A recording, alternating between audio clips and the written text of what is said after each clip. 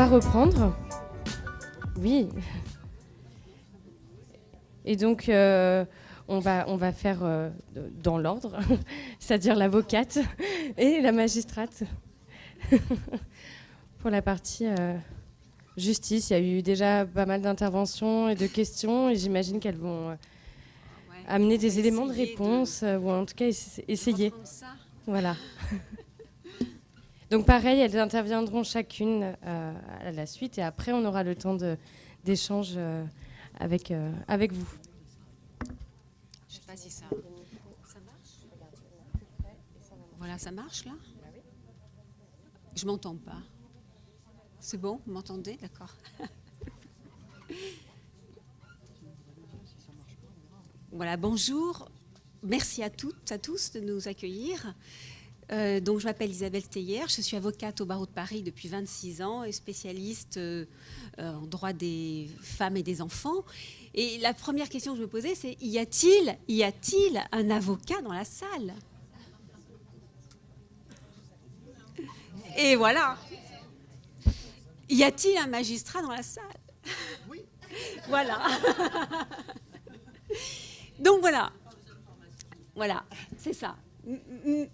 Il y a déjà une première réponse et j'avais envie de vous dire et de commencer par des pavés dans la mare et vous dire que dans une étude qui est parue au mois de juillet 2019, 30% des jeunes avocats du barreau de Paris sont en burn-out, que la disparité de revenus est de 50% officielle entre les hommes et les femmes au barreau de Paris, mais c'est pareil dans la France entière, que 30% gagnent moins que le SMIC et un Twitter qui s'appelle Pétarobe, en comparaison par assimilation à Pétaschneck, est venu donner tous les propos sexistes que les avocates subissaient sur leur lieu de travail et dans les salles d'audience de la part des confrères. Donc c'est un milieu qui peut déjà balayer devant sa porte, puisqu'on est au-delà des statistiques dites de discrimination, de revenus et de violence. Donc un milieu qui ne favorise pas, évidemment, la prise de position des femmes, sachant qu'on a eu à présent 3 femmes bâtonniers au barreau de Paris. J'étais à une conférence le 17 mars 2019 d'une association colloque Femmes, Droit et Justice, où vous savez quelle était et à quelle époque est arrivée la première femme magistrate, en 1945, nommée par le général de Gaulle, et était rapportée par monsieur le procureur François Molins des propos tenus en 1955 d'un avocat général qui disait « Sauf exception, les femmes d'une part sont inaptes et ne peuvent exercer des fonctions d'autorité et d'autre part nuisent au prestige judiciaire. » Voilà, voilà. Et donc on nous a dit que c'était le substitut général de la Cour d'appel de Paris en 1955. Donc, c'est pas vieux. Et vous voyez devant qui et avec qui je plaide. Voilà, ça constitue le contexte. Alors, troisième point, on me demande souvent, mais pourquoi as-tu choisi cette spécialité? Ah oui, je ne veux pas, mais pourquoi à mon confrère qui fait du droit des affaires, vous ne lui posez pas la question du droit des affaires? Pourquoi? Pour moi, la question se pose. C'est bizarre, vous n'avez pas été violée ou maltraitée, ou pourquoi pas?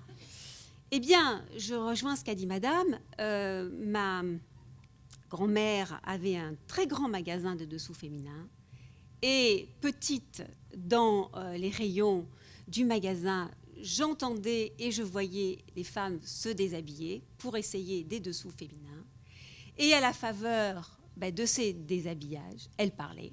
Et elle parlait des violences qu'elle subissait.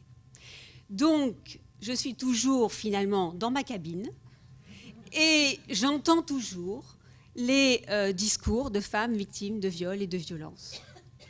Et j'essaie de transformer l'essai depuis que je l'ai entendu. Alors, qu'est-ce que je peux apporter par rapport à ce qui vous a été dit ce matin?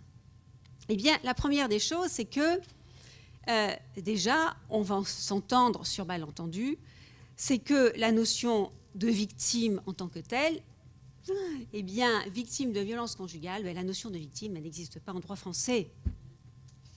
Et non, c'est qu'on a la notion de victime qui est apparue dans la loi de 80, la loi Badinter, sur les accidents de la circulation.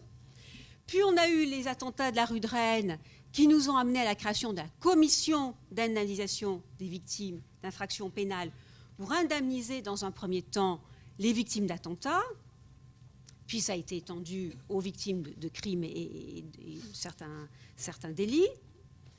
Et puis, eh bien, on a eu finalement la loi du 9 juillet 2010 faisant état de violences spécifiquement commises à l'égard des femmes et dont les femmes sont victimes. Donc, on a pour la première fois en 2010 nommé le fait dans une loi que les femmes étaient spécifiquement victimes de violences qui leur étaient faites. Et c'était effectivement dans l'esprit du droit assez révolutionnaire. Hein. D'ailleurs, on m'interviewait en me disant « mais attendez, c'est discriminatoire, puisque c'est une loi qui vise spécifiquement les victimes faites aux femmes, les violences faites aux femmes. » Il y a un peu.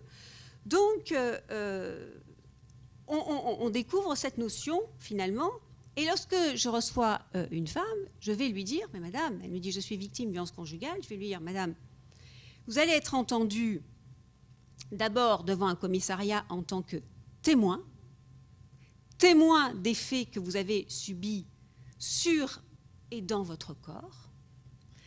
Et deuxièmement, eh bien, la notion de violence conjugale, elle n'existe pas en droit interne français dans le code civil ou dans le code pénal. Elle existe dans les conventions, dans la Convention d'Istanbul, dans la Convention CEDAW, qui sont effectivement d'application directe en droit français, évidemment. Mais il faut aller piocher dans un instrument international pour pouvoir nommer la violence conjugale.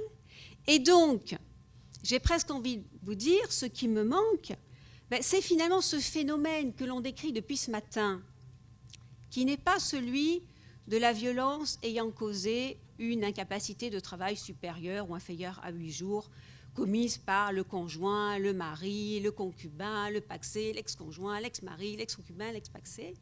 Et finalement, cette circonstance aggravante de conjoint, de concubin, de pacsé, d'ex-conjoint, d'ex-concubin, d'ex-pacsé est rajoutée à de multiples délits qui interviennent dans le huis clos familial, mais on n'a pas créé un délit qui amène à décrire la violence conjugale, c'est-à-dire le phénomène, comme on dit, d'approche, de séduction, de déstabilisation, d'emprise, de manipulation, de lune de miel et finalement de dominant-dominé et d'incapacité à se défaire de cette toile d'araignée dans laquelle je suis tombée et je ne me suis pas rendu compte que j'étais tombée dans une toile d'araignée. Donc je vais mettre énormément de temps à faire finalement mon outing en matière de violence conjugale, parce que moi-même, il faut que je le réalise.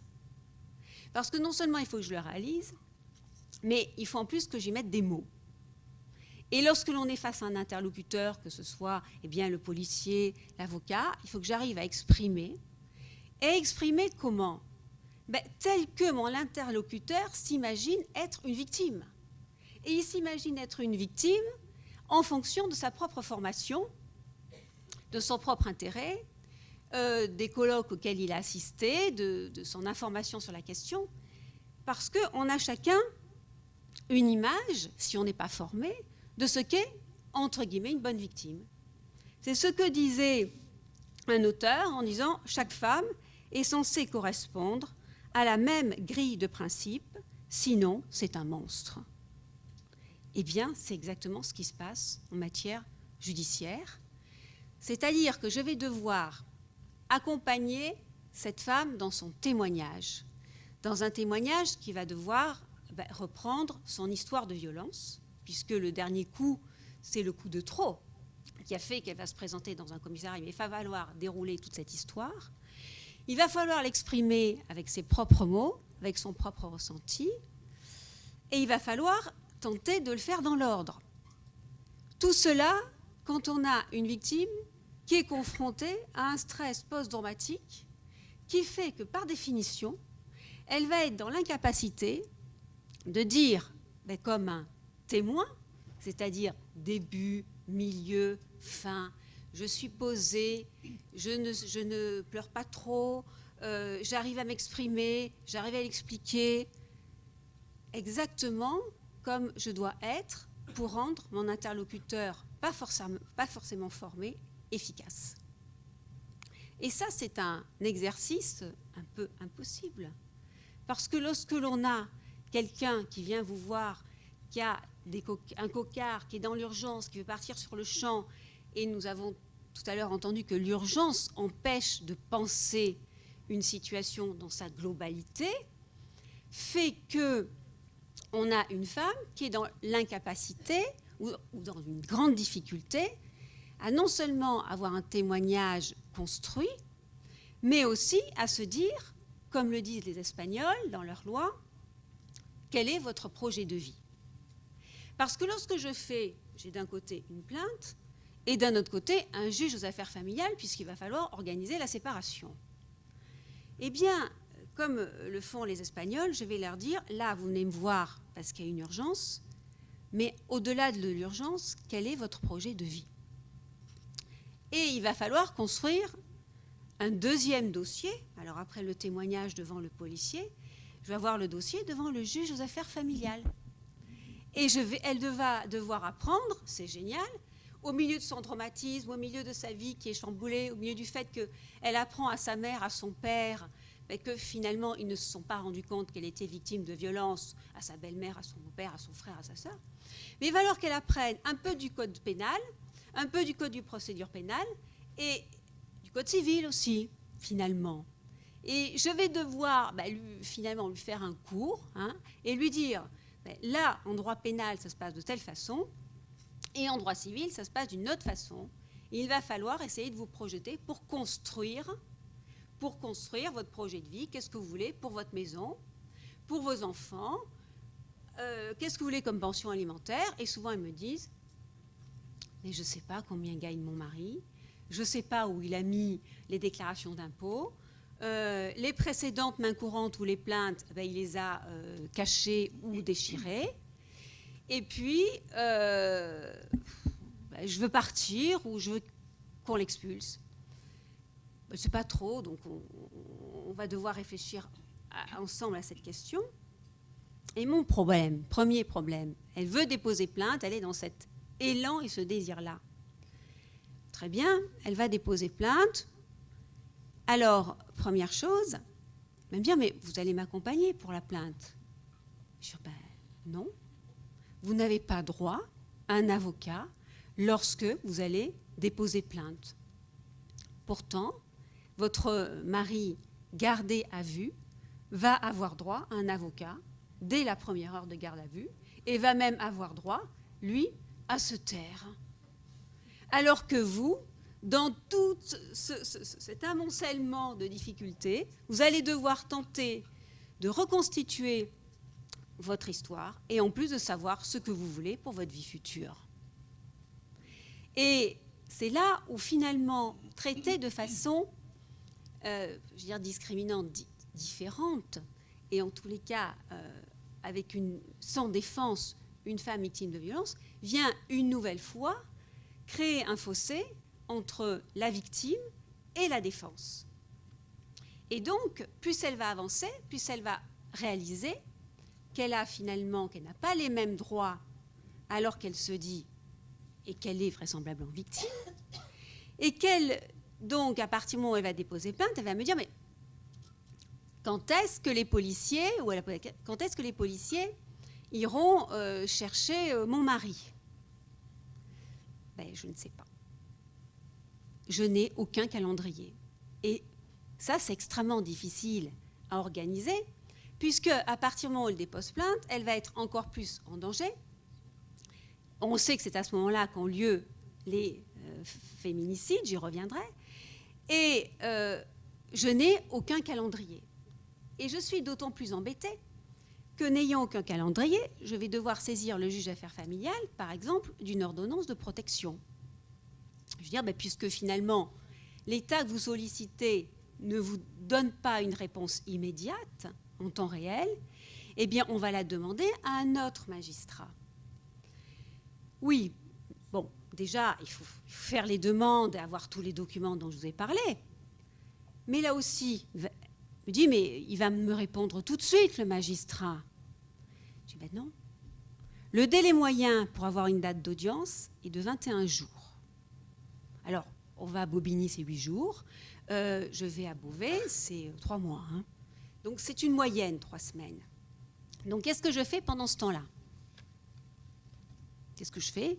Je suis obligée de tricoter avec, dans le maillage associatif, familial, une solution de protection ad hoc pour à la fois la protéger et protéger les enfants, mais à la fois, j'anticipe, la protéger d'un système de défense de l'agresseur qui va dire qu'elle est partie avec les enfants sous le bras, qu'elle a porté atteinte à l'autorité parentale conjointe, qu'elle n'a pas présenté les enfants jusqu'à la date de comparution devant le juge aux affaires familiales, qu'elle a privé le père des enfants pendant 3 semaines, 1 mois ou 2 mois, et que par conséquent, c'est une mère qui ne respecte pas les droits du père. Et qu'en plus, elle est partie sans laisser d'adresse, parce que à partir du moment où elle est en danger et en danger de mort, elle va partir sans laisser d'adresse. Et je suis confrontée à ce problème, qui est que si je fais une ordonnance de protection, je vais pouvoir demander au juge, pendant le délai qui maintenant est de 6 mois, qui initialement était de 4 mois, de cacher l'adresse. Mais pendant le temps de l'ordonnance de protection, si je l'ai. Parce qu'il faut savoir une chose, c'est que cette femme, elle a eu le courage de venir déposer plainte. Mais si la plainte est classée sans suite, les choses vont se retourner contre elle. Et effectivement, elle va être discréditée par sa famille, par l'institution judiciaire et par ses enfants. Et le père va venir dire, regardez ce que maman me fait, elle dit que je suis méchant et elle me sépare de vous et il va pleurer. Et si la plainte est classée sans suite ou si je n'ai pas l'ordonnance de protection, si mon ordonnance de protection m'est refusée, il faut savoir que je vais me traîner le refus d'ordonnance de protection comme un boulet et on va continuellement la traiter d'avoir fait une allégation mensongère et malveillante. D'où la grande timidité des avocats aussi à faire des demandes d'ordonnance de protection parce que, alors, c'est extraordinaire parce qu'on rajoute à la loi des critères. Déjà, ce n'est pas simple, mais la jurisprudence rajoute à la loi des critères. C'est-à-dire que lorsque la femme a quitté le domicile familial, on refuse les ordonnances de protection. Il faut savoir que c'est une jurisprudence constante, sauf s'il y a des faits nouveaux de violence grave et une plainte et un certificat médical. Lorsque les femmes ont quitté le domicile conjugal, on estime que les femmes ne sont plus en danger. Donc, on la refuse. Il faut savoir... Ah oui, alors qu'elles sont autant en danger, puisqu'on apprend cette décision de départ et qu'elles se protègent. Donc, on rajoute à la loi et c'est une interprétation vraiment à contrario de la loi. Et ensuite, si elles vont demander une ordonnance de protection au-delà d'un délai de 8 jours après la plainte, eh bien, on estime que c'est trop tard. Donc, il faut qu'elles fassent extrêmement vite pour pouvoir avoir un rendez-vous avec un avocat, constituer un dossier, faire l'assignation, aller se présenter devant le magistrat. Bon, à Paris, on a une permanence tous les matins. À Versailles, c'est 2 fois par jour, pas 2 fois par semaine. Dans d'autres tribunaux, on envoie le dossier et on a la réponse 8 jours plus tard. Mais qu'est-ce qu'on fait pendant ce délai d'attente? Donc, on est dans cette situation où, effectivement, l'institution va mettre, et je n'ai pas d'autre moyen que de faire quelque chose avec elle, on met en danger cette femme. J'avais effectivement proposé ça existait avant, ça a été refusé au nom du principe du contradictoire. On allait devant le juge d'affaires familiales quand des femmes étaient mariées et on pouvait avoir sur le champ une ordonnance qui permettait, je parle de ça il y a 15 ans, qui permettait d'avoir l'attribution du domicile conjugal et la garde des enfants ou avoir l'autorisation de quitter le domicile conjugal en attendant une date d'audience qui était très rapide, hein, qui était dans les 15 jours, 3 semaines, donc c'était vraiment quelque chose de pré-provisoire. Eh bien, on ne peut plus actuellement parce que, évidemment, cette décision était rendue de façon non contradictoire. Or, tous les principes normaux, d'ailleurs, en droit civil, le principe du contradictoire, qui est un principe démocratique, c'est-à-dire communiquer mes pièces à la partie adverse, mais qui est l'agresseur, violent, violeur, et voire même qui a tenté d'étrangler ma cliente. Hein. Eh bien, qu'est-ce que ça va faire? Ça va encore plus se mettre en danger et en difficulté. Et lorsque je sais que, à partir du moment où je dépose plainte, qu'est-ce que je fais? Ben, j'ai un principe en droit français qui s'appelle le principe de la présomption d'innocence. Eh bien, à partir du moment où je dépose plainte, finalement, je rends présumé innocent l'agresseur. Je lui fais ce cadeau. Donc, parfois, lorsque j'ai un dossier qui est un peu entre les deux, où je me dis, oh là là, je sens qu'il va y avoir un classement sans suite, eh bien, je ne propose pas à ma cliente d'aller déposer plainte. Je garde un certificat médical de médecin, éventuellement des attestations de personnes qui ont vu, entendu, à qui elle s'est confiée, voilà. Et il est donc vraisemblable qu'elle ait subi des violences, mais je n'ai plus ce principe de présomption d'innocence qui fait que si j'ai 1% de doute, eh bien, je vais avoir un classement sans suite. Là, je redeviens et je reviens dans le droit civil qui fait que finalement, c'est une présomption de vraisemblable qui fait que je vais pouvoir peut-être avoir mon ordonnance de protection. Donc, qu'est-ce qu'il va se passer? C'est que lorsque j'ai une femme qui vient de me voir, je vais lui dire, mais il faut être extrêmement stratège, madame. Alors, vous imaginez, elle subit tout ça, mais en plus, je vais lui dire, il faut être stratège. Parce que non seulement il faut que je vous protège, mais il faut que je déjoue le système de défense de votre conjoint. Il faut que je démine tout ça, parce que à ce jour, c'est vrai que les pères ont quand même le vent avec eux, que la garde alternée est un principe et qu'on entend régulièrement, mais que ce n'est pas parce que c'est un mauvais mari que ce sera un mauvais père. Et on l'entend constamment. Et on a des gardes alternées avec des hommes auteurs de violences conjugales, voire même des gardes confiés aux pères violents. Quand les femmes sont allées, par exemple, à Paris, elle a de la famille à Nice, à Montpellier, à Toulouse, elle va se réfugier dans sa famille. Il se trouve que c'est à l'autre bout de la France, mais elle va se réfugier dans un premier temps chez sa mère, chez sa sœur. Eh bien, on va lui dire, madame, vous avez éloigné votre enfant du domicile familial, donc par conséquent, vous avez atteint l'autorité parentale et on va transférer la garde de l'enfant à l'homme violent. Donc, moi, ce que j'aimerais, c'est qu'il y ait un principe de protection qui soit effectivement aussi fort en tous les cas, un peu comme le principe de la présomption d'innocence, je ne sais pas quand est-ce qu'on y arrivera, avec des critères de dangerosité qui puissent être un petit peu validés, que ce soit dans les commissariats, que ce soit devant le juge aux affaires familiales, que ce soit auprès du parquet. Parce que, si vous voulez, quand j'ai une femme qui vient me voir, je sens qu'elle est en danger de mort et qu'après, j'ai un juge d'instruction qui m'appelle en me disant « elle a été brûlée vive et je veux vous entendre sur commission rogatoire », ça vous fait quand même un drôle d'effet. Et c'est malheureusement récurrent. Donc, ces critères de dangerosité, il faudrait vraiment les établir. Les associations les connaissent, les spécialistes les connaissent, de façon à ce qu'on puisse tout de suite voir qu'on est dans une situation de grave danger. Alors la question est souvent celle de l'attribution du domicile à la femme victime de violence ou le départ du domicile conjugal de la femme victime de violence. Alors je sais que ce serait logique que cette femme reste au domicile familial. Moi, je suis très embêtée parce que il connaît tout d'elle dans ces cas-là.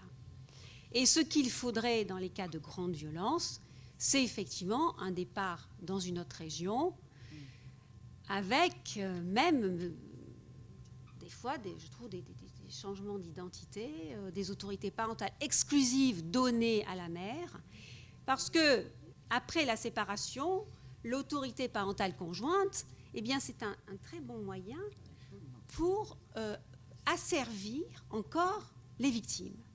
Parce qu'on a toute la journée texto. Alors, où es-tu? J'ai le droit de savoir puisque je suis le père de l'enfant. Avec qui es-tu? Quelle est cette amie qui s'appelle Natacha, drôle de prénom, et qui a un enfant qui s'appelle Dimitri? Et où es-tu à 18h30 dans une pizzeria? C'est inadmissible. Donc, on a ce droit de regard qui devient constant, qui devient du flicage, et qui permet, du coup, d'avoir, de faire une filature sur ces femmes. Donc, on a une protection qui est pas suffisamment rapide, et moi ce que j'aurais aimé, c'est quelque chose qui ne soit évidemment pas contradictoire, même pour un délai très court, qu'il y ait une définition de la violence conjugale pour que je n'ai pas à expliquer ce qu'est la violence conjugale, avec toutes les phases. Ça pourrait nous permettre quand même d'avancer. Et puis un lien entre le droit pénal et le droit civil.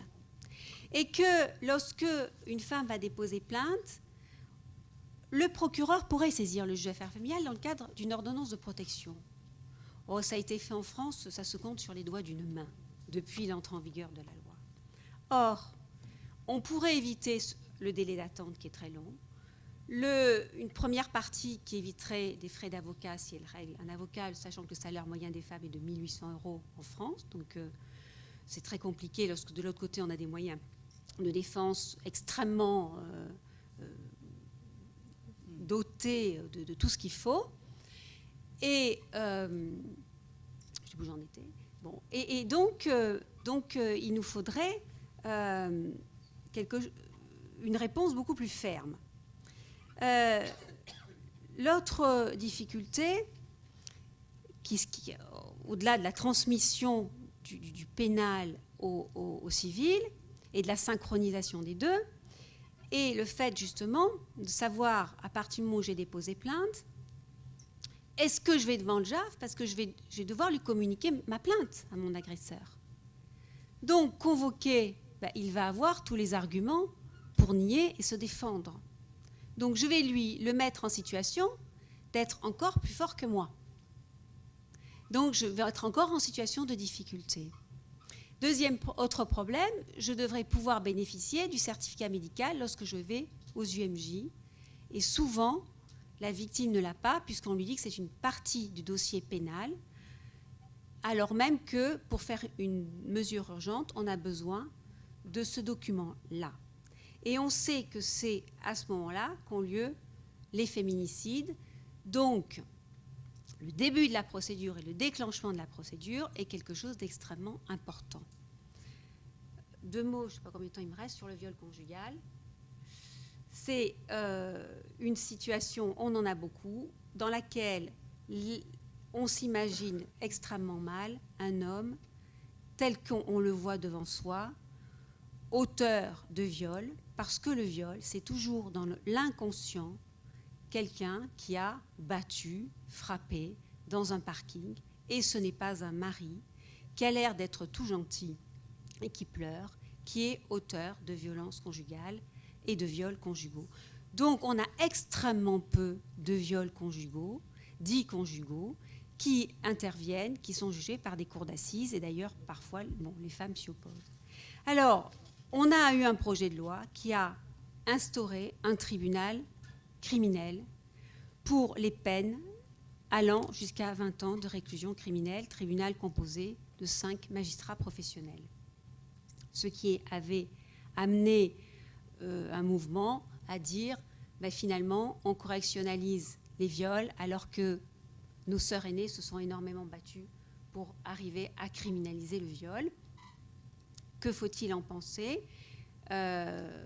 s'est mis en place depuis septembre 2019, mais effectivement, toutes les violences, notamment les coups ayant entraîné la mort sans intention de la donner par conjoint, peine encourue 20 ans, vont passer devant le tribunal criminel. Alors, est-ce que ça va banaliser? Est-ce que ça ne sera pas banalisé? Je ne sais pas. La question est ouverte. Et ce que je peux vous dire en conclusion, c'est qu'il faut, impérativement que les victimes soient assistées, et assistées dès le début, de nous toutes, évidemment, et au niveau judiciaire d'un avocat. Et d'un avocat spécialisé en droit pénal, parce qu'en face, on a de quoi faire. Donc, elle ne pense pas en termes de stratégie, et elle pense souvent que le parquet est là pour les protéger. Or, le parquet parle de façon plus générale, au nom de la société, va solliciter une peine, mais ne sera pas là à ses côtés pour l'épauler, pour aller chercher, alors que théoriquement, c'est le parquet qui est là pour aller chercher des preuves. Il faudra qu'elle s'exprime et qu'elle explique qui l'a vu, qui l'a entendu, à qui elle s'est confiée. Et donc, par conséquent, comme le disait le doyen Carbonnier, le droit se limite à la preuve. Et effectivement, en droit pénal, le droit se limite à la preuve, d'où la difficulté de prouver le délit de violence psychologique, le viol conjugal, parce que dans le huis clos, eh bien, les seules personnes éventuellement présentes, ce sont les enfants. Donc, il faut absolument se prémunir, être des experts dans l'audition de ces femmes et avoir du temps. L'audience est un moment très compliqué pour les femmes victimes de violences parce qu'elles vont être face à leur agresseur. Que ce soit devant le JAF 15 jours après la séparation, 3 semaines après la séparation, et va se rejouer le rapport dominant-dominé souvent. Et alors qu'on s'est mis d'accord sur un système de défense, eh bien à l'audience, face à l'agresseur, elles redeviendront les femmes dominées et elles vont rentrer dans leur coquille. Et face à cela, on aura quelqu'un qui s'exprimera extrêmement bien et qui fera envie finalement de donner la garde des enfants, d'être suivie et qui va bien s'exprimer, tandis qu'elle va bafouiller, bégayer, pleurer, crier, se révolter. Et donc par conséquent, elle n'aura pas l'aspect, le témoignage qui fait qu'on aura envie de lui donner ce qu'elle réclame. Voilà, donc beaucoup de travail de préparation pour pouvoir arriver devant cette institution judiciaire, ce qui nous renvoie au témoignage de l'actrice Ainel, qui a expliqué qu'elle ne souhaitait pas s'engager dans l'institution judiciaire en raison des difficultés auxquelles finalement l'institution vous renvoie, puisqu'on se découvre, on découvre ce que l'on est en tant que victime dans l'institution, qui vous renvoie toutes les mauvaises questions que moi je travaille en faisant je la questionne avec les questions les plus dérangeantes pour elle, pour la préparer. Et je pense au demeurant qu'il faut s'attaquer à l'institution judiciaire parce que c'est le seul moyen de faire avancer aussi la prévention et de faire interpeller les auteurs, puisque nous le savons, je le vois, souvent les hommes violents sont violents avec leur première femme, leur deuxième femme, leur troisième femme. Et donc si je n'ai pas la plainte d'une femme, eh bien peut-être que pour celle-là ça ne fonctionnera pas, mais elle va enclencher la plainte de la suivante et créditer la suivante. Donc on est toutes des maillons d'une chaîne et nous devrions toutes déposer plainte, non pas pour nous, comme elle me le dit souvent, mais pour la suivante. Je pense que j'ai plus de temps. Voilà.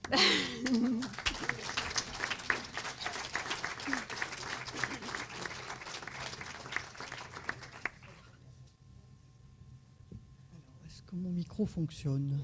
Oui, très bien. Bien, alors je vais poursuivre un petit peu dans un autre domaine, ce qu'Isabelle vient de brosser. Et c'est vrai que ça n'est pas très positif et qu'en tant que magistrat honoraire, j'avoue qu'il n'est pas facile, après le constat ou les constats qui ont été faits aujourd'hui au travers des diverses interventions fort intéressantes que nous avons entendues, il n'est pas facile d'être magistrat, j'allais dire. Mais j'assume, ne vous inquiétez pas, parce que je n'ai jamais été juge aux affaires familiales. Et par conséquent, j'exerce ici mon droit, non pas de retrait, mais mon droit de dire ou de penser ce que j'ai à penser. Voilà. Donc, je reviens aux propos que je dois avoir aujourd'hui, et c'est pourquoi j'ai été invitée, je vous en remercie infiniment. J'interviens en qualité d'ex-présidente de cour d'assises. J'ai présidé les cours d'assises de Versailles et de Nanterre. Et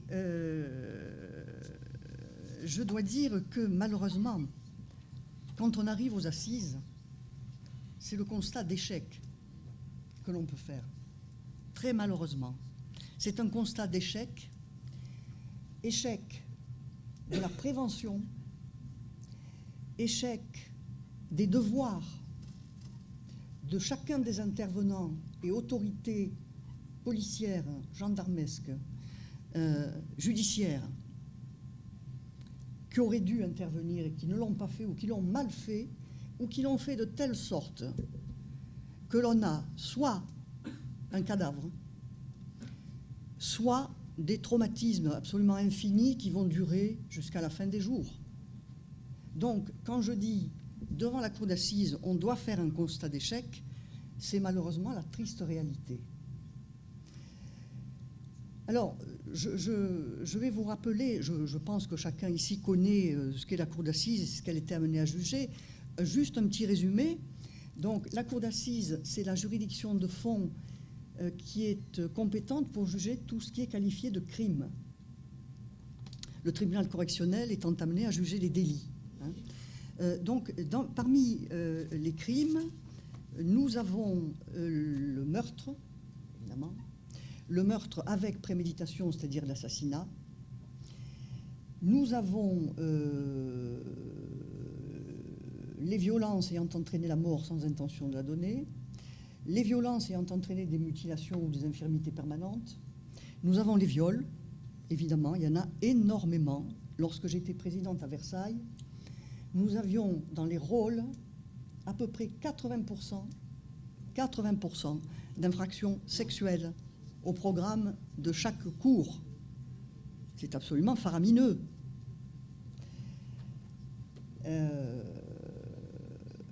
Donc, la cour d'assises est composée de 3 magistrats professionnels, un président, 2 assesseurs, et de jurés, c'est-à-dire de gens tirés au sort sur les listes électorales.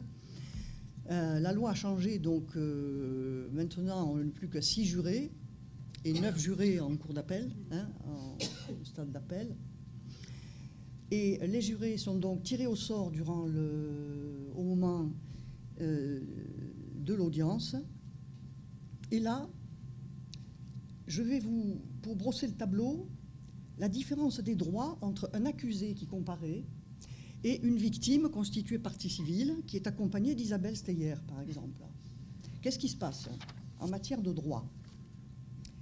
Alors, effectivement, la partie civile est assistée de son avocat. Heureusement. Pas de droit de récusation des jurés. Il se trouve qu'à l'audience, vous avez ce qu'on appelle un droit de récusation, c'est-à-dire que lorsque le président tire dans l'urne au sort un juré et dit « Madame X », la jurée s'approche de la cour pour prendre sa place, et là, vous avez la défense et le ministère public qui peuvent dire « récuser » pour des motifs qui n'ont pas à être énoncés. C'est-à-dire que chacun peut penser ce qu'il veut de la personne qui s'avance, femme ou homme. J'y reviendrai, c'est assez intéressant sur la psychologie et sur la représentation, justement, qu'a chacun du droit de récusation qui doit être exercé. Par exemple, par exemple, s'il s'agit d'un viol d'une jeune, une jeune habillée comme une jeune actuellement, eh bien, si la partie civile avait le droit de récusation, il serait judicieux qu'elle récuse toutes les femmes d'un certain âge qui vont dire, mais celle-là, finalement, habillée comme ça, ma petite, évidemment, il pouvait que t'arriver des bricoles. C'est un exemple. Hein. Donc, ce droit de récusation n'appartient pas à la partie civile. La défense, le ministère public. Il a fallu attendre la loi du 15 juin 2000, ça c'est extraordinaire, pour que les intérêts de la victime soient pris en compte dans le serment qu'énoncent les jurés au début de l'audience. C'est-à-dire que les jurés prêtent serment de ne pas trahir les intérêts de l'accusé, ni ceux de la société qui l'accuse, ni ceux de la victime depuis juin 2000. Auparavant, on ne parlait pas des intérêts de la victime. Tout ça, c'est très symbolique. Juin 2000. En revanche, la partie civile a le monopole du huis clos, c'est-à-dire qu'elle seule peut exiger qu'il y ait huis clos et elle seule peut s'opposer à ce qu'il y ait un huis clos, quand bien même la Cour déciderait qu'il y a lieu de faire huis clos. Donc ça, elle a la maîtrise de ça à l'audience. Elle peut demander que ces auditions fassent l'objet d'un enregistrement individuel, de 2016, me semble-t-il. Mais elle ne peut pas faire appel de la décision qui va être prise à l'issue de l'audience de la Cour. Seuls peuvent faire appel l'accusé et le ministère public.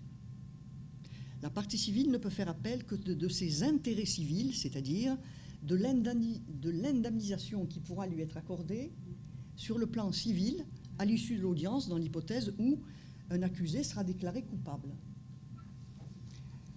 Voilà, pour vous brosser un petit peu le tableau. Et pendant toute l'audience, et c'est là que j'y reviendrai au travers de deux exemples qui m'ont personnellement et humainement très marqué lorsque j'ai présidé la Cour, la victime subit, c'est-à-dire qu'au travers du processus judiciaire, la victime continue à subir la volonté d'un homme, la plupart du temps.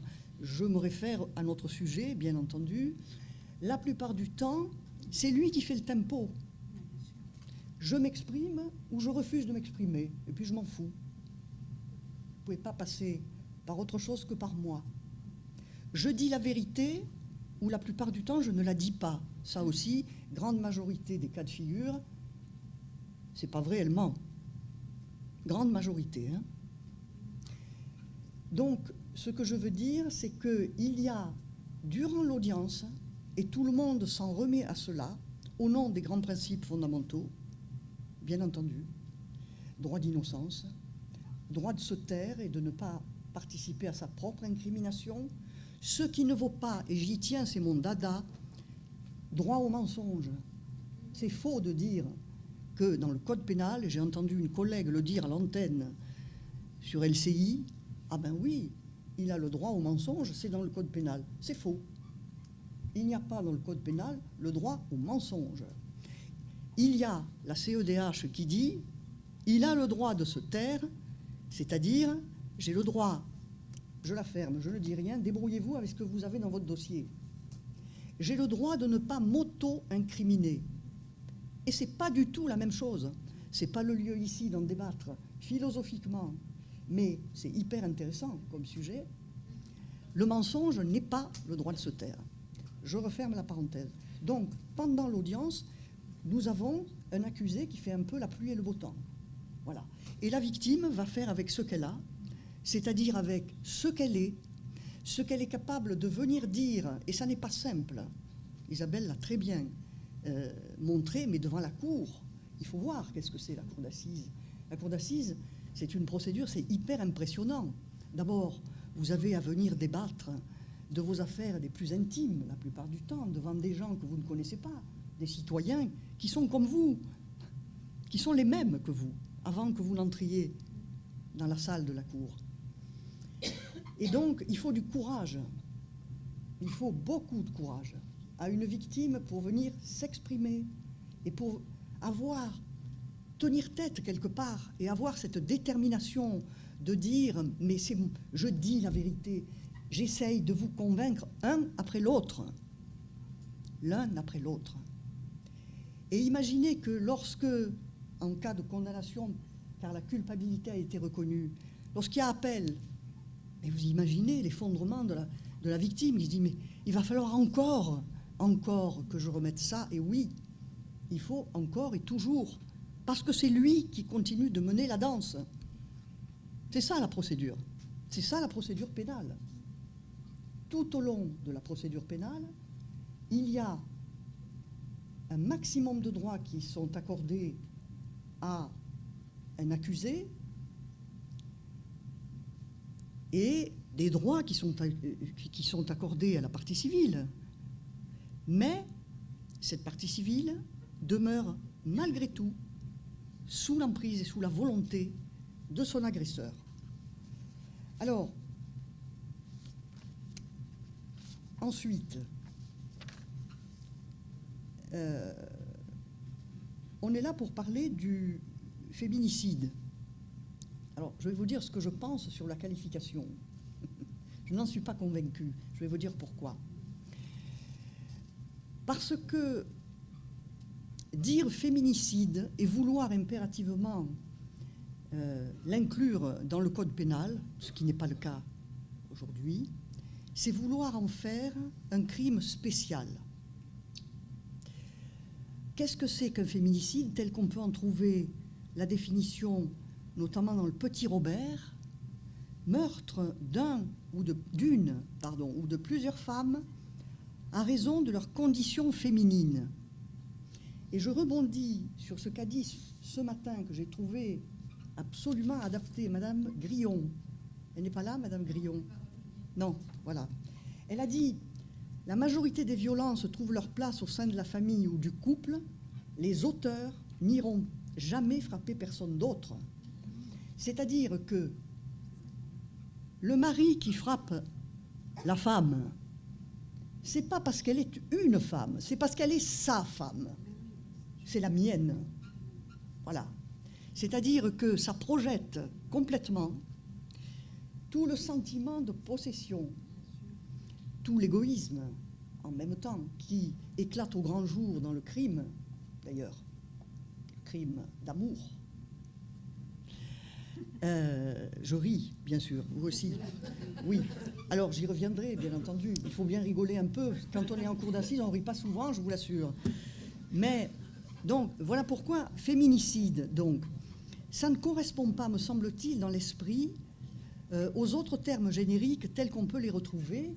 Et d'ailleurs, si on fait un retour au code pénal, on s'aperçoit que n'existe pas dans le code pénal d'autres références de ce type pour le parricide, le matricide. Ça n'existe pas dans le code pénal, ça. Dans le code pénal, vous avez le meurtre. Qu'est-ce que c'est? Le meurtre, c'est le fait de donner volontairement la mort à autrui. C'est-à-dire que le code pénal reste extrêmement neutre sur la définition du meurtre.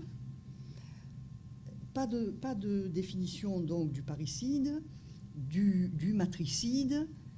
Il n'y a pas de référence au crime raciste. Et le mot d'homicide, on le retrouve où? Dans ce qu'on appelle l'intention homicide. L'intention, c'est-à-dire l'intention de tuer. C'est un terme neutre. L'intention homicide, c'est celle de tuer, de donner volontairement la mort. Et dans les cas de crimes qui sont portés devant la cour d'assises, on recherche cette intention pour qualifier le crime, justement. Hein. Et le seul cas où l'on trouve homicide dans le code pénal, c'est dans l'homicide involontaire, très curieusement. Le fait de donner, par maladresse, négligence, etc., involontairement la mort constitue un homicide involontaire. C'est très curieux. Sinon, vous n'avez pas de terme d'homicide dans le code pénal. Alors, pour toutes ces raisons, je trouve que créer un féminicide, parce qu'actuellement il y a cette prise de conscience, et c'est bien entendu tant mieux, mais parce qu'il y a cette prise de conscience actuelle, vouloir absolument en faire une catégorie à part, je pense que c'est un petit peu une dérive quelque part. Et au surplus, je dirais que qu'est-ce que ça nous apporte au niveau judiciaire? Rien. Strictement rien. Pourquoi? Parce que nous avons dans la répression tant des meurtres que des viols, que des crimes ou délits qui sont soumis au tribunal correctionnel ou devant la cour d'assises, eh bien nous avons toutes les infractions qui sont systématiquement aggravées par la qualité de conjoint, concubin, pax ou ex. La loi est venue prévoir que même les ex peuvent encourir la même aggravation de peine dès lors que l'acte punissable, l'acte commis, trouve sa source et sa justification dans la relation, qu'elle soit présente ou passée. Vous voyez?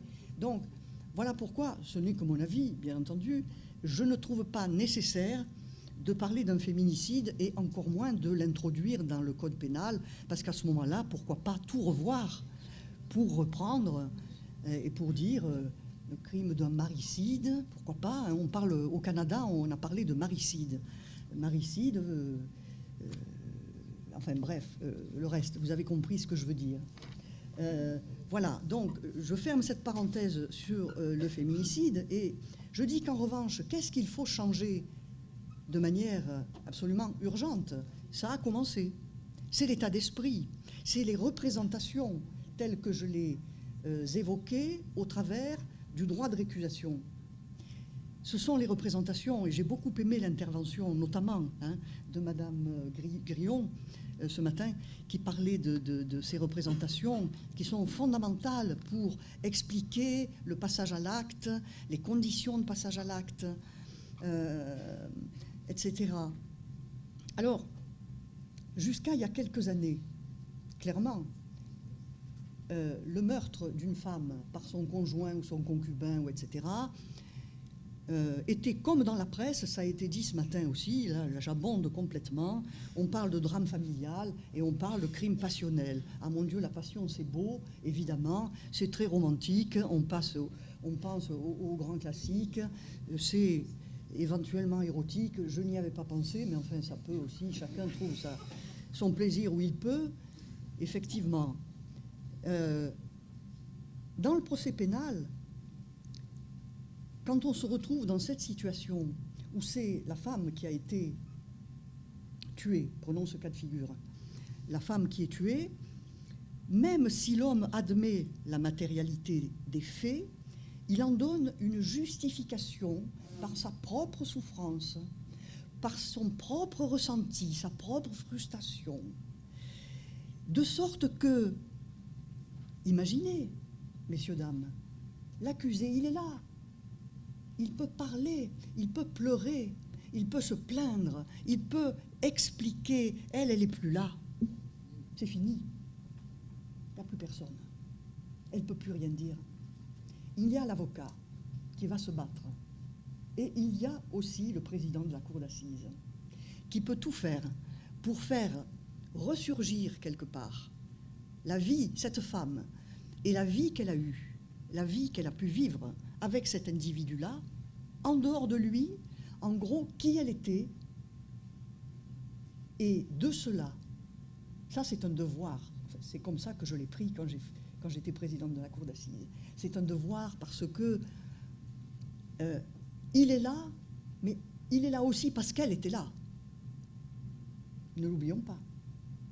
Par conséquent, nous avons le devoir de penser à cette victime et de juger en prenant en compte cette victime, même si elle n'est plus là pour se plaindre, et pour dire qu'est-ce que j'ai vécu, qu'est-ce qu'il m'a fait, etc. Et donc, dans le procès pénal, jusqu'à présent, il y avait une espèce de tolérance collective, y compris au niveau judiciaire et devant la cour d'assises, qui faisait que un crime dit passionnel, que je condamne complètement cette expression, qui me paraît totalement absurde et antinomique, en tout cas par rapport à l'existence des vrais sentiments. on est beaucoup plus, on était, et on l'est encore toujours, plus cool, j'allais dire, avec un crime dit passionnel qu'avec un crime, comment on appelle ça, crapuleux, hein, crime crapuleux, voire crime sexuel, bien sûr. Parce que là, il y a un motif d'argent, de sexe. Hein, non, là, ben, c'était sa femme. Il l'aimait tellement qu'il n'a pas pu se retenir. Bon, je fais simple. Ça paraît, et quand on le fait simple, ça paraît encore plus absurde. Le crime judiciaire apparaît dans toute son horreur dès lors que dire qu'on tue par amour est un véritable leurre, puisque, comme je le disais, on tue non pas par amour, mais on tue par égoïsme, on tue par esprit de possession, de vengeance, d'esprit revanchard, et pour assouvir un besoin impérieux, personnel. La victime n'étant là que pour être instrumentalisée quelque part. Alors, devant la cour d'assises, quel est le rôle du président? Je l'ai dit. Je vais vous faire état de deux cas assez terribles que j'ai connus. Un cas de viol et un cas de double assassinat.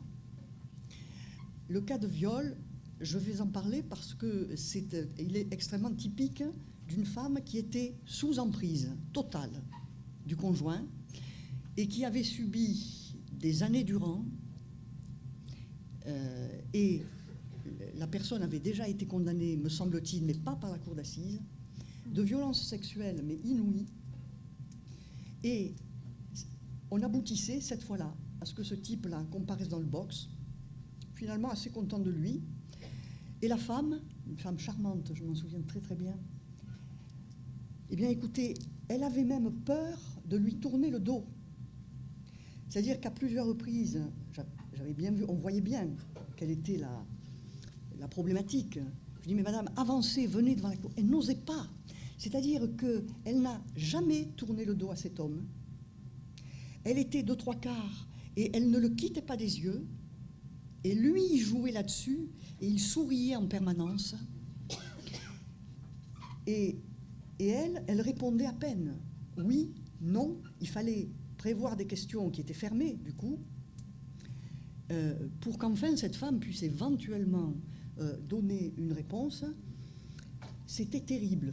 J'en garde un souvenir où c'était véritablement la femme sous emprise dans toute la gravité de ce que ça peut représenter.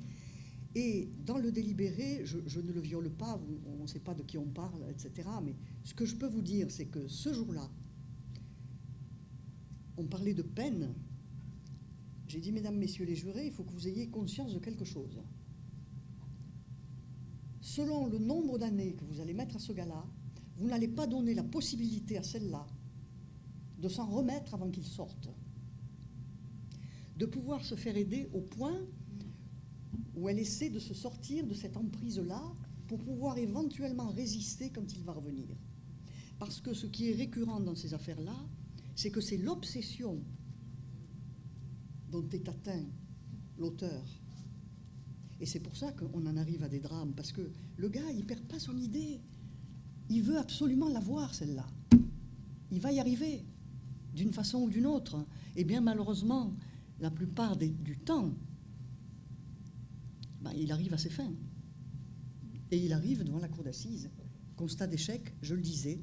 Alors, ce qui est très important, j'allais dire, j'ai peut-être trop parlé déjà Oui, 5 minutes, promis. Ce qui est très important, c'est que devant la cour, on entend un certain nombre d'intervenants, et j'aimerais insister sur le rôle des experts, qui sont en la matière. Hein, quand on parle de meurtre de la femme par le conjoint, le concubin, etc., les experts ont un rôle fondamental parce qu'ils doivent expliquer exposer à l'audience quelle est la personnalité de chacun et surtout, moi je tiens beaucoup à ça, à quelles sont les interactions entre les deux pour expliquer le passage à l'acte. Et enfin, pour terminer, je fais rapide, excusez-moi, mais je voulais parler de quelque chose qui me tient beaucoup à cœur. C'est que si la Cour d'assises doit répondre à deux questions. Un, l'intéressé est-il coupable ou pas? Deux, quelle est la sanction adéquate?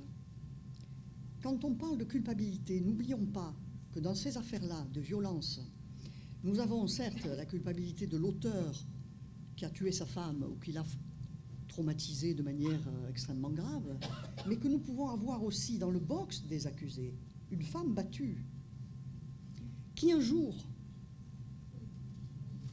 a agi et qui se trouve donc devant la cour d'assises. N'oublions pas ça. Je n'oublie pas ce que tout le monde a appris, l'affaire Sauvage, dont j'ose dire, je l'ai dit à Isabelle, qu'elle avait, selon moi, été extrêmement mal défendue, car plaider la légitime défense pour une femme qui tire dans le dos de son mari à 3 reprises, lequel est en train de dormir sur la terrasse, pardonnez-moi, mais je ne comprends pas que l'on puisse tenter d'imposer à une cour de prendre une décision qui va à l'inverse des dispositions législatives. Alors, j'ai commis un petit article classé sur la légitime défense. Faut-il une nouvelle légitime défense des femmes battues? Ma réponse est non. Vous en trouverez si ça vous intéresse. J'ai écrit un article qui a été publié dans la revue de droit pénal de janvier 2019, LexisNexis, où je dis que notre droit actuel, notre droit pénal, comporte déjà les réponses à cette question-là. L'emprise, c'est quoi? C'est le phénomène de ce qu'on appelle la contrainte. C'est le fait justificatif de la contrainte pénale, de la contrainte, pas pénale. Je ne pense pas à Madame Taubira à cet instant. Donc, c'est le phénomène de la contrainte qui fait que c'est la personne a-t-elle agi dans un état où elle était sous l'emprise d'une force à laquelle elle n'a pas pu résister? C'est ça la contrainte.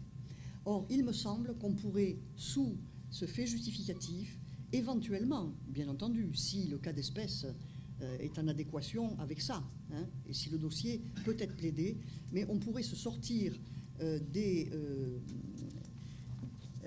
condamnations de femmes battues qui étaient en état de contrainte en prononçant des acquittements au motif du fait justificatif qui pourrait leur être reconnu. Voilà, j'ai fait très vite à la fin, mais il y avait tellement de choses à dire. Je vous remercie de votre attention.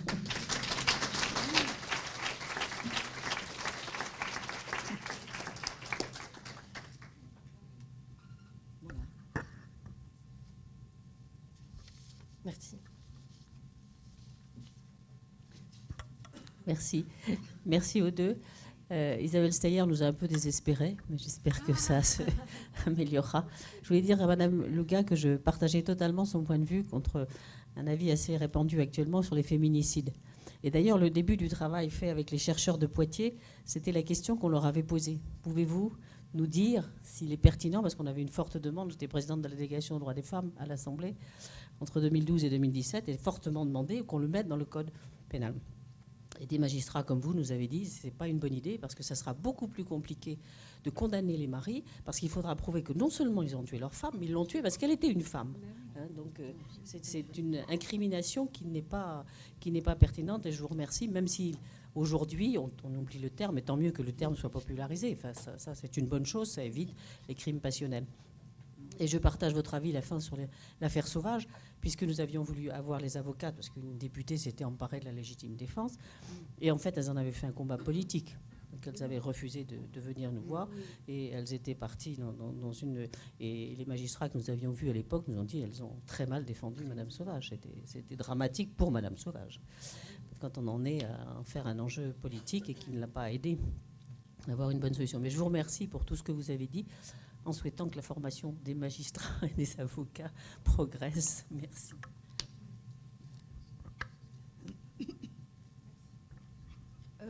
Je voulais vous remercier aussi pour toutes ces informations, parce que c'est des notions qu'on n'a pas de vulgariser ou d'accessibles comme ça pour des gens qui ne sont pas du milieu. Et d'autre part, je voulais savoir si, parce que je n'y connais rien, je n'ai pas utilisé un bon vocabulaire, mais quand la personne est jugée, justement, est-ce que la victime il y a des témoignages, en fait, de son entourage possible qui peuvent étayer, renforcer? Bien sûr. Oui. Ah oui, bien sûr. D'accord. Mais je ne savais pas, parce que j'entendais juré, victime, auteur, bien sûr, les magistrats, mais je ne savais pas si on pouvait faire venir des gens extérieurs. Ça appartient autant à l'accusé qu'à la partie civile. Hein, d'accord. bien sûr. Bah, c'était ça. Oui, merci.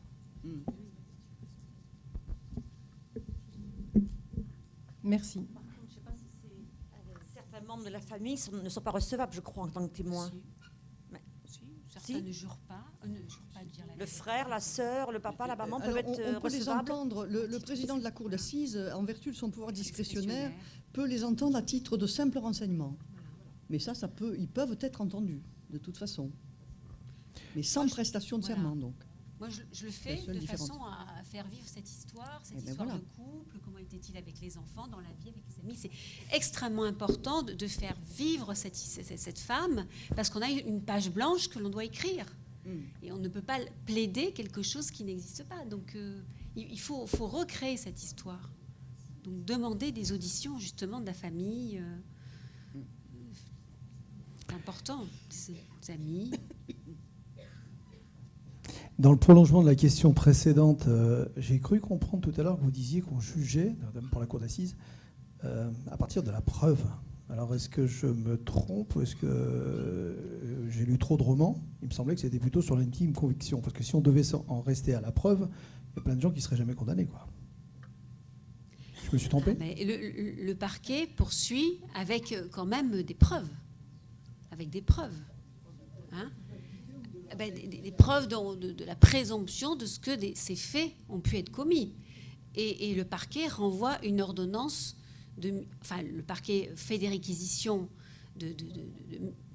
la preuve, ça va être un cadavre, ça va être une expertise, ça va être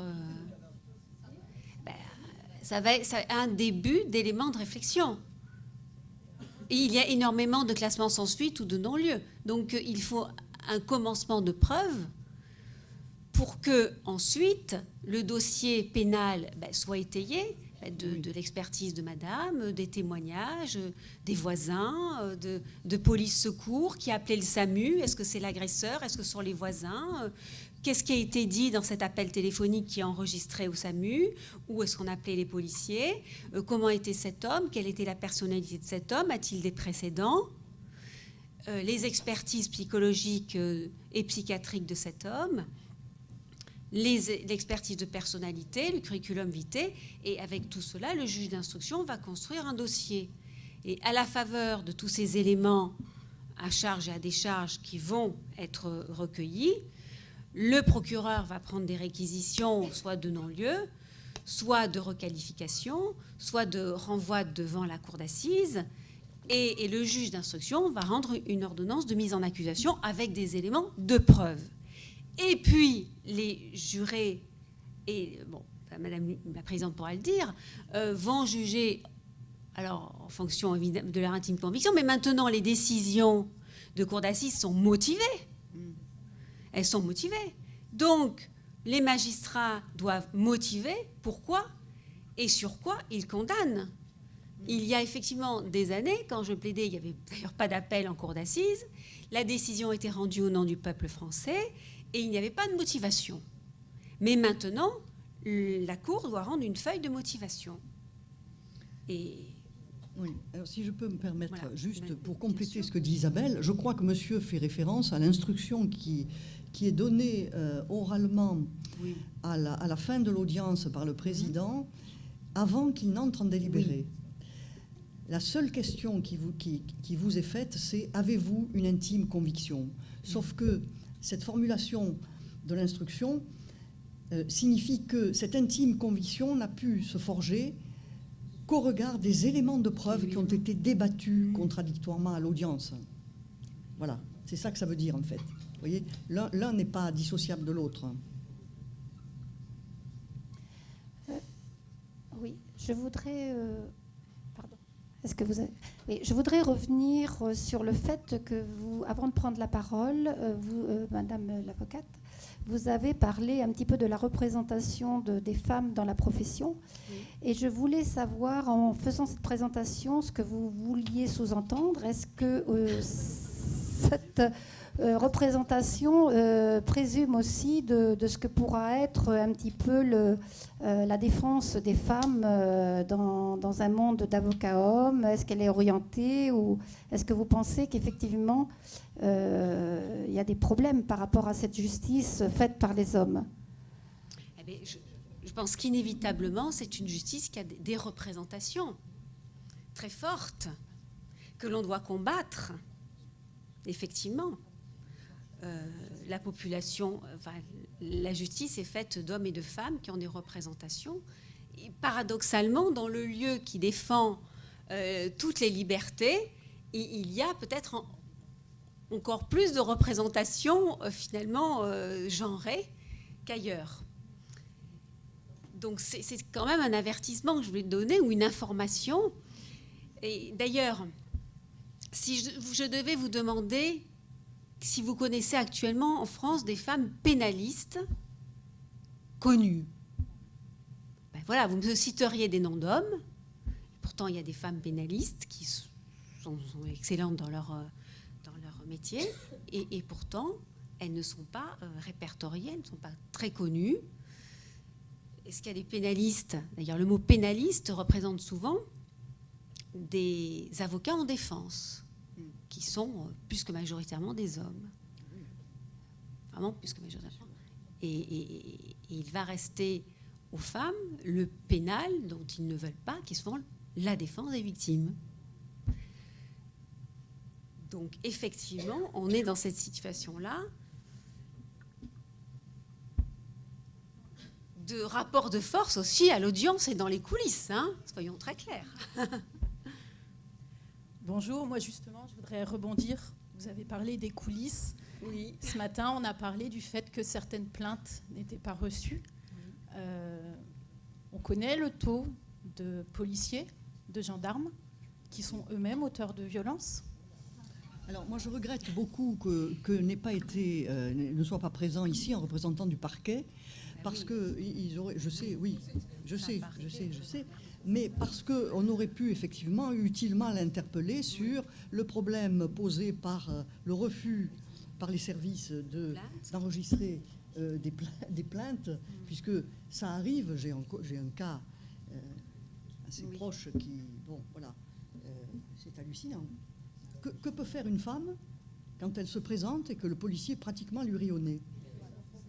Alors celui-là, il manquait de formation, chère madame, hein, j'en suis bien convaincue. Hein. Celui-là n'était pas... non, mais ne vous... Non, je sais bien. Je sais bien, mais je dis parce que vous êtes formé, vous, ça vous intéresse, justement. Et je le dis, à contrario, par rapport à ce qui est arrivé dans le commissariat auquel je pense, et où manifestement la personne n'était pas du tout intéressée par ça. Et la femme a dû faire un périple extraordinaire pour finalement arriver à 2h du matin à revenir avec un certificat médical, où là, l'équipe avait changé, et là, on a pris sa plainte. Vous voyez, c'est une galère de plus qui se rajoute à la galère des faits eux-mêmes. Voilà. Je voulais vous demander, merci beaucoup pour toutes vos interventions. Est-ce que, vous parlez des lois en Espagne par rapport à votre... Voilà, on sait qu'en Espagne, il y a quand même beaucoup plus d'aides qu'en France. Où il y a... Est-ce qu'il y a une alternative ou plusieurs en ce qui concerne le droit européen? Parce que peut-être que... je ne sais pas si... au niveau de... Je ne sais pas, peut-être si les pays s'unissaient un jour au niveau de l'Europe par rapport au féminicide, quelque chose qui pourrait être plaidé peut-être au niveau de l'Europe. Est-ce que ça peut, d'après vous, exister? Votre question concerne le droit européen ou les pratiques dans les différents pays? Quelque chose qui pourrait généralement être condamnable, peut-être, par rapport à ce qui se passe dans tous les pays. Alors, moi, par exemple, j'ai effectué une action contre l'État. Je ne sais pas ce que ça va donner, hein, c'est toujours en cours. me fondant sur le droit européen, donc droit qu'utilisent tous les États, puisque je pense que je vais aller jusque devant la Cour européenne des droits de l'homme, en utilisant l'article 14 qui concerne les discriminations qui ont été reconnues au niveau européen, discrimination des femmes alors qu'elles vont déposer plainte, qui sont dans un état de vulnérabilité parce que leur plainte a été refusée et que, par conséquent, on leur laisse penser que leur position n'est pas fondée et que ça renforce, du coup, le pouvoir de l'agresseur. Ça a déjà été jugé, donc dans des arrêts qui sont assez connus, qui s'appellent, je les avais notés, l'arrêt Barzan du 23 mai 2017 et un arrêt contre l'Italie qui s'appelle, je ne me relis pas, Talpis, pardon. Article qui est combiné avec, donc article 14 sur discrimination, qui est combiné avec l'article 2 et l'article 3, sur l'article 2, le droit à la vie, l'article 3 sur les traitements inhumains et dégradants.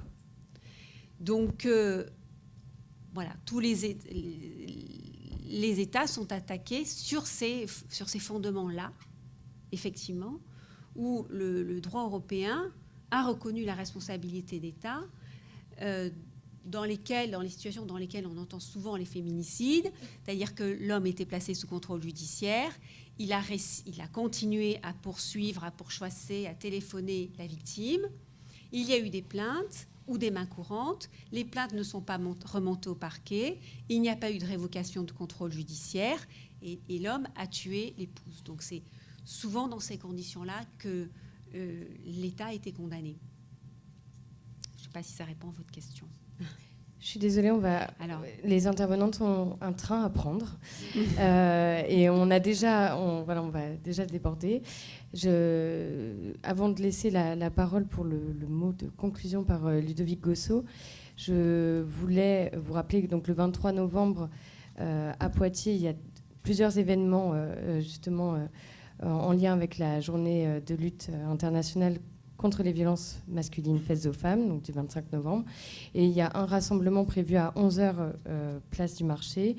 Et après, l'après-midi, vous avez eu, je crois, le papier par le CIDFF avec une conférence, une table ronde à la mairie, où Madame Catherine Coutel sera présente, sur la question de la prostitution, qui est aussi une question de violence faites aux femmes. Voilà.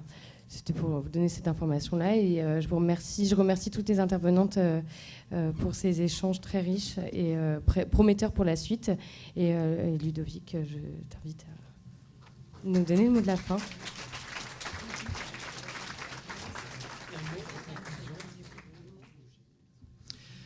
Donc effectivement, j'avais initialement, bonsoir à tous, à toutes, j'avais initialement 20 minutes, comme c'est indiqué là. On me dit maintenant que je n'ai plus qu'un mot, voire 10 minutes. Donc, je vais essayer d'aller à l'essentiel, ce qui n'est pas évident.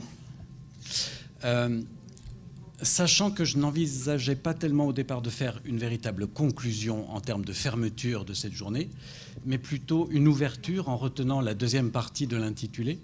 Vous m'entendez ? On a un retour un peu bizarre.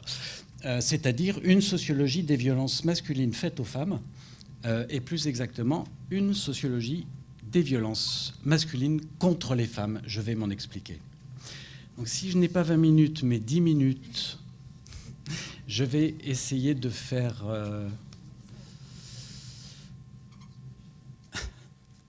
Alors, on verra ce que ça donne. Ça dépend aussi de votre état de fatigue. Alors, je comptais, et c'est ce que je vais essayer de faire, partir d'un certain nombre de constats empiriques qui ont été pour les uns déjà suffisamment évoqués, voire développés au cours de la journée, pour interroger et pour essayer de montrer l'intérêt de l'interrogation des violences contre les femmes en termes de genre, voire même voir ce que ça nous apprend du genre.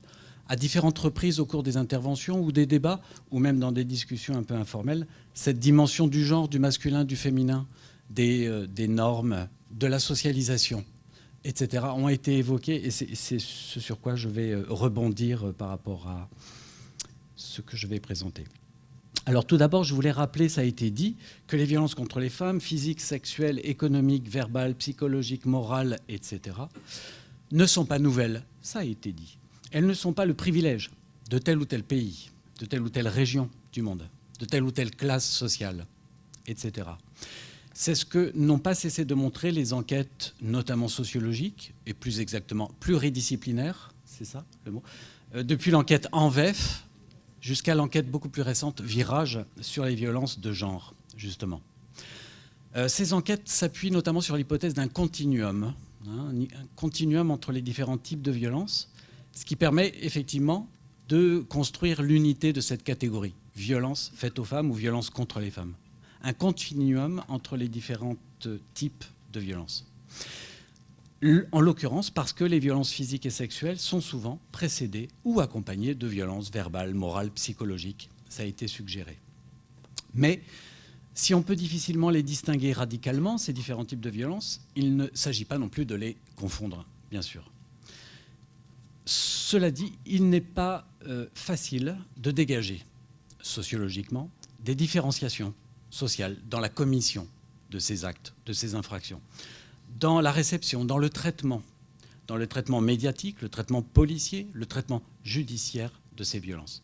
Étant donné en particulier qu'on a affaire à des estimations par rapport, bien sûr, aux déclarations, par rapport aux comptages qui peuvent être faits, mais aussi par rapport au fait que les signalements, les dépôts, l'enregistrement des plaintes, les poursuites, les condamnations, l'application des peines relèvent de beaucoup d'arbitraire et sont différenciés selon différents types de caractéristiques sociales notamment.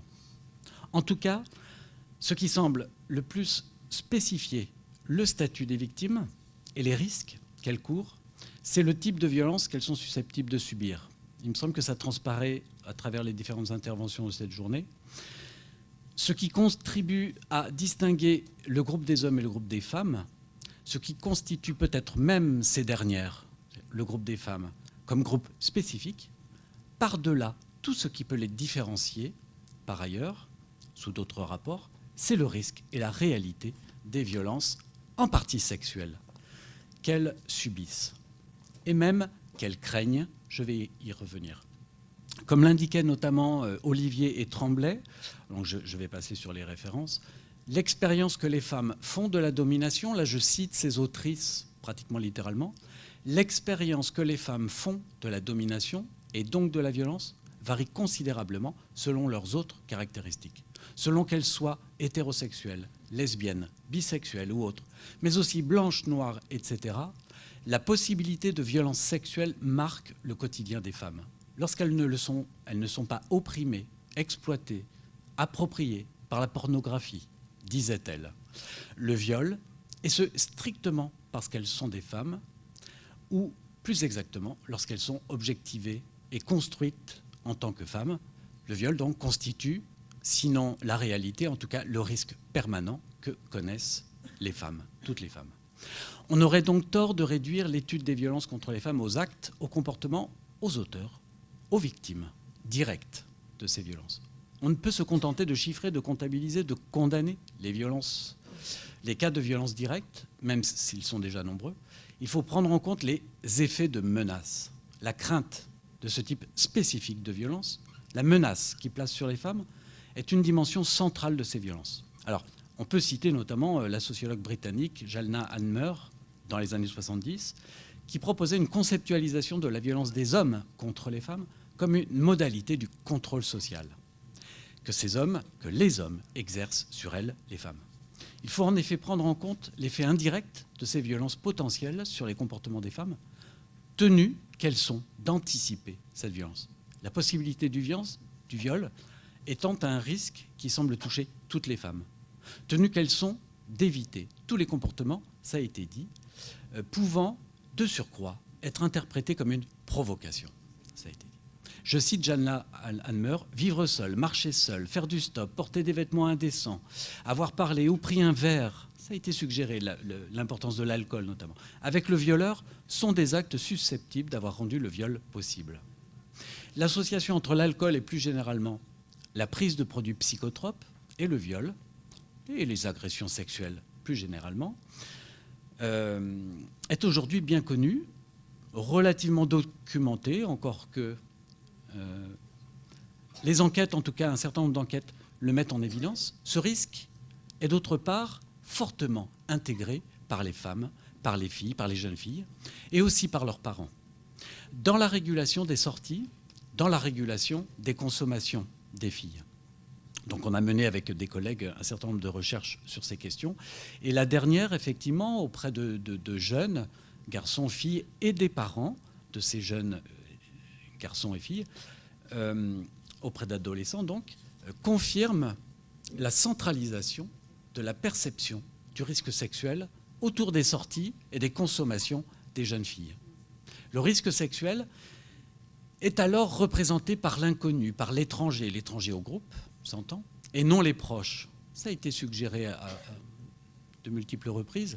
Cette définition du risque sexuel invisibilise le risque sexuel représenté par les proches, les intimes, les pairs, P-A-I-R-S, voire les pères, bien sûr, P-E-R-E-S.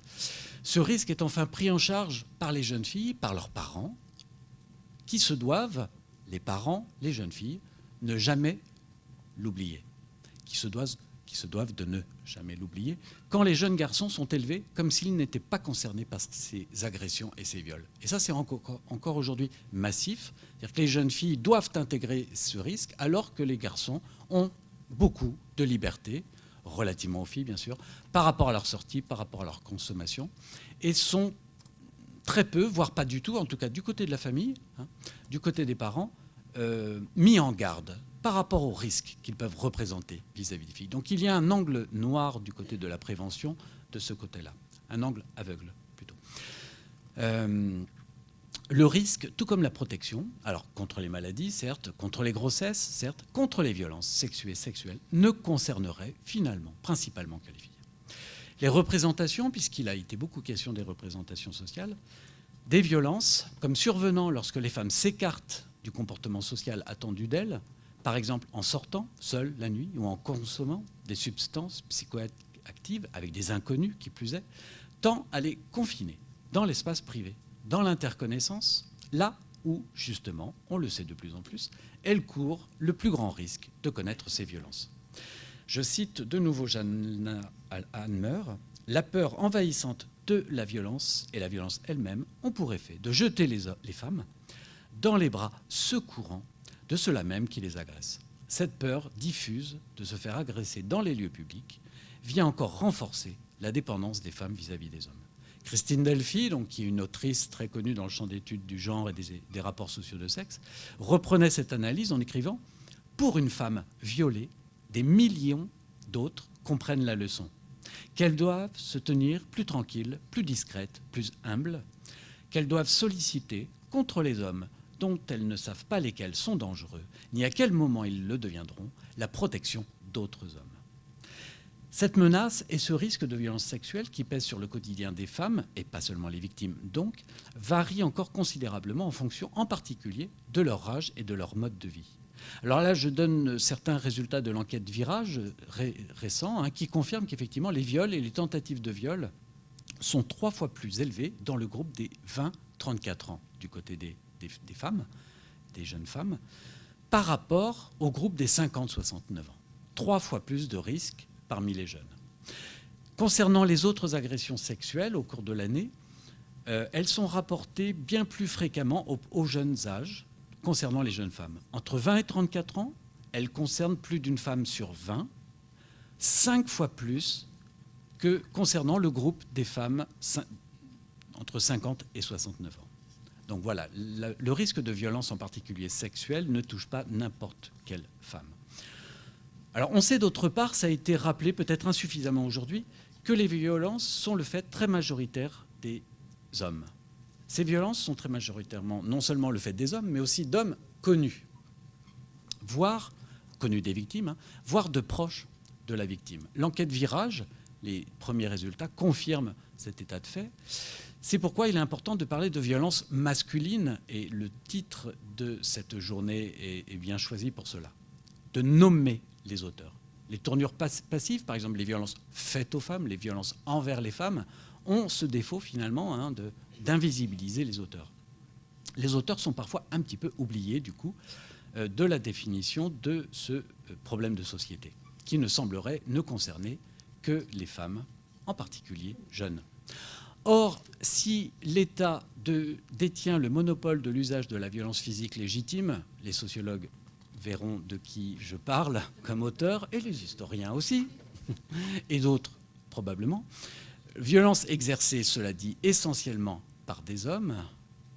Il y a un regard inquiet en face, non ça va. Ces derniers détiennent aussi, les hommes donc, le monopole de l'usage de la violence considérée aujourd'hui de plus en plus comme illégitime, et en particulier la violence contre les femmes. Si ces violences ne sont pas nouvelles, comme les historiens notamment le montrent bien, ce qui est nouveau, c'est de les qualifier socialement, médiatiquement, pénalement, en termes de violence, ou en tout cas en termes de viol, en termes d'agression, en termes de harcèlement, si le terme de violence lui-même n'est pas présent dans le droit pénal. En termes de violence de genre, d'autre part. Quoi de semblable entre le devoir conjugal, ça a été évoqué, et le viol conjugal, entre les femmes battues et les violences conjugales, entre les drames familiaux ou les crimes passionnels et les féminicides, de la banalisation à la dramatisation, de l'individualisation à la collectivisation, de l'invisibilisation à la politisation, de la tolérance à la criminalisation, de la naturalisation à la dénaturalisation, se donne à voir toute la trajectoire de la question sociale, historique, institutionnelle des violences faites aux femmes. Les faits divers sont devenus un problème de société et explicitement donc une grande cause nationale. Ce qui est nouveau, c'est la politisation et la criminalisation accrue de ces violences. Politisation au double sens de ce qui renvoie d'un côté aux mobilisations, aux dénonciations de ces violences dans la rue et de plus en plus via les réseaux sociaux, mais aussi au sens de leur inscription dans l'agenda des questions et actions politiques au niveau de l'État. Marlène Schiappa n'hésite pas à parler de culture du viol pour qualifier le terrain propice dans nos sociétés à cet acte criminel.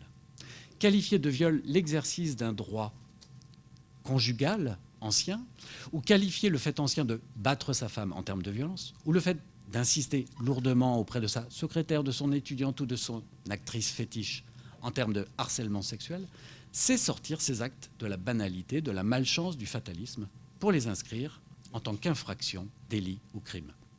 Ces transformations se déroulent sur la base des mobilisations féministes qui ont connu plusieurs vagues à partir des années 70, 60-70 même. Mobilisations qui ont elles-mêmes jalonné les fameuses affaires Clinton, DSK, Quentin, Weinstein, etc., etc. Et qui ont donné des naissances à des mouvements comme MeToo, Balance ton porc. Ce qui est nouveau, ce qui est frappant aujourd'hui, c'est leur visibilisation et leur médiatisation. Les médias, ça a été dit, certains médias en tout cas, enregistrent et relaient la progression des féminicides, terme inconnu en France, me semble-t-il, ou pratiquement au début de cette année 2019. Pardon.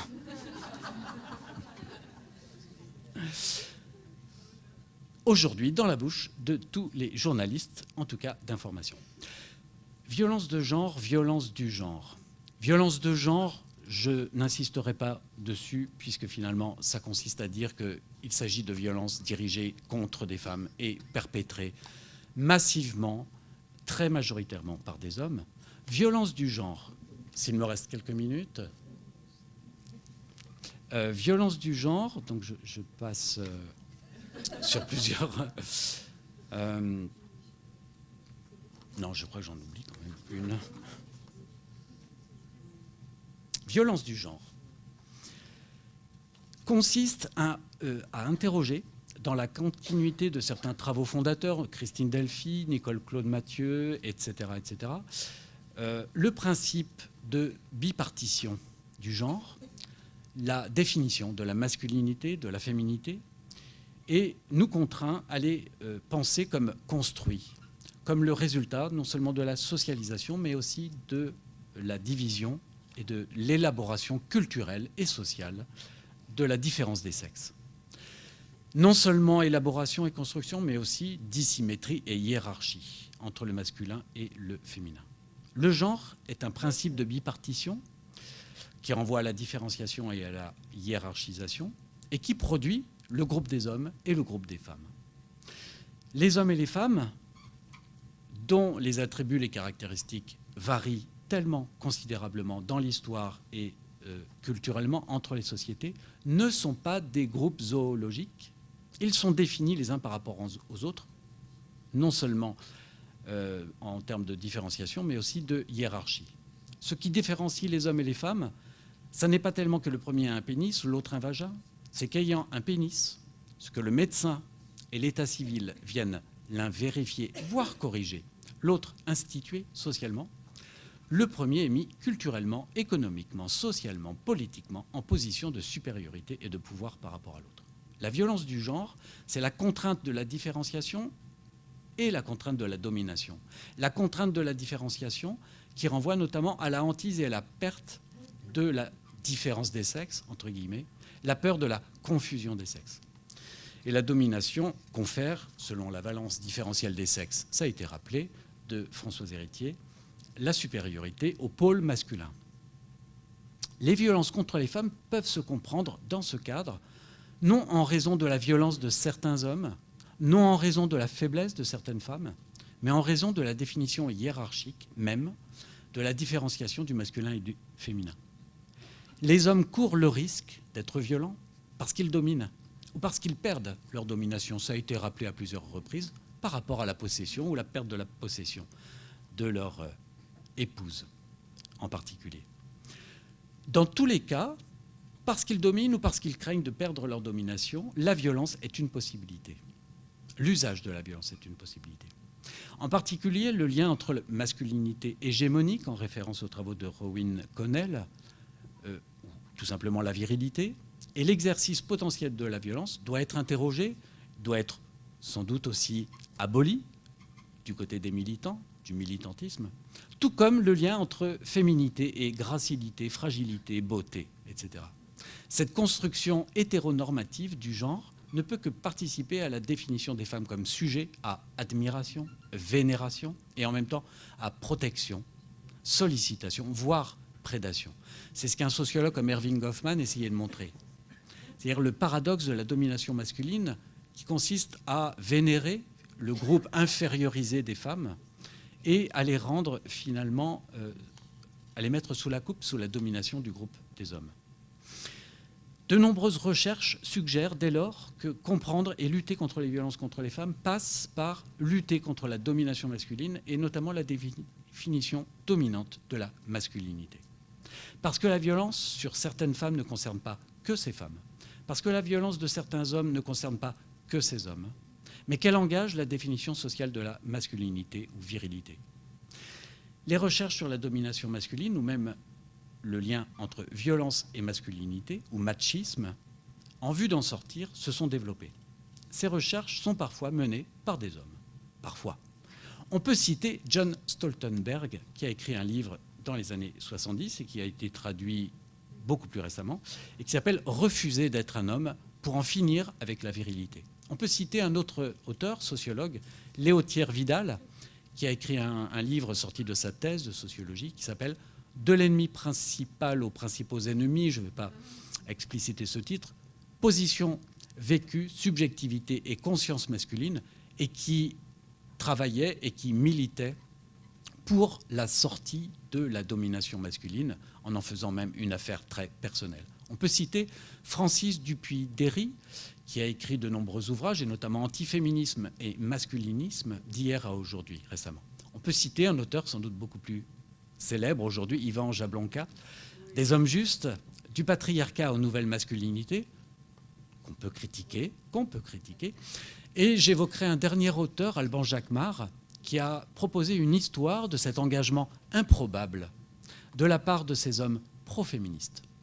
Parce que s'il apparaît effectivement étrange, voire suspect, de voir des hommes s'engager pour l'abolition de la domination masculine, c'est-à-dire en vue de l'abolition de leurs privilèges, l'un des intérêts de son étude, c'est de poser la question et de proposer des pistes pour sortir, en tout cas pour questionner la part que les hommes peuvent prendre à l'abolition de la domination masculine, voire l'abolition du genre.